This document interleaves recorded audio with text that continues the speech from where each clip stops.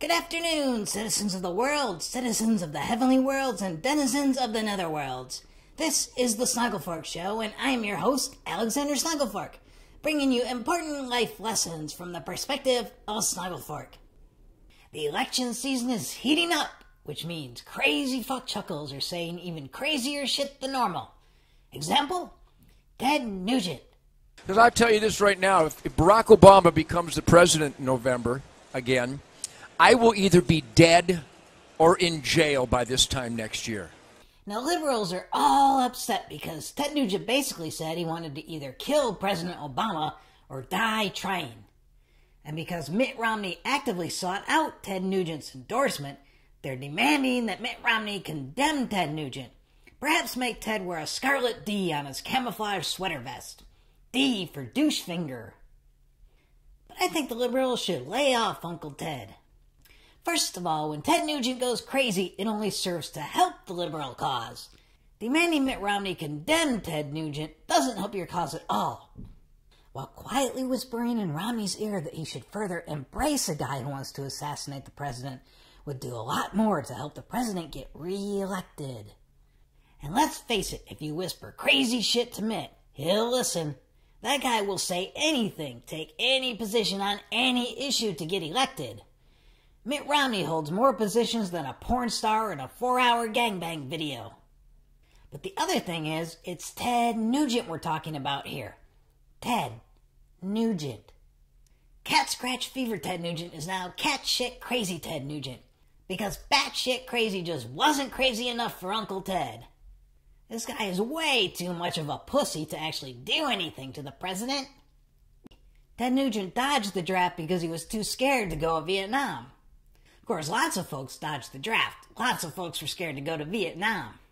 But most folks don't go around talking about their guns and how tough they are. You know who does that? Cowards who are trying to conceal the fact that they're cowards. Coyotes around me have a Ted problem.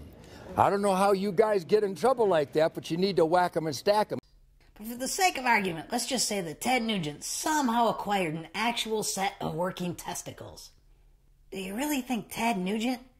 Do you really think that guy is going to get anywhere within rifle shot of President Obama? Ted Nugent is the guy who admits that 30 days before his draft board physical, he stopped all forms of personal hygiene. And 10 days before his physical, he stopped using the bathroom altogether.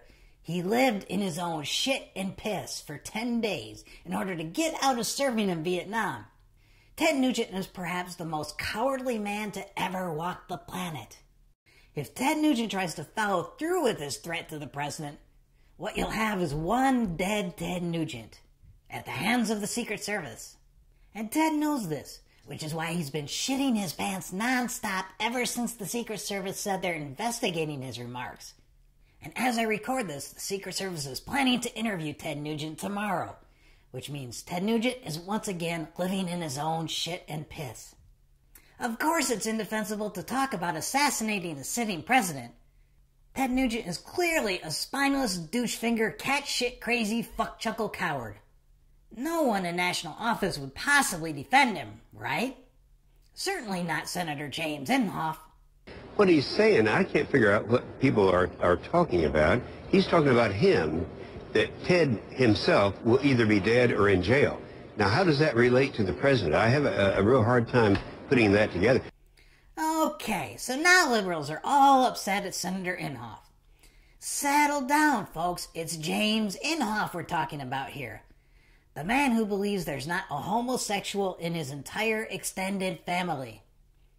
James Inhofe is as cat shit stupid as Ted Nugent is cat shit crazy. Cat shit stupid. And I don't mean that in a figurative sense.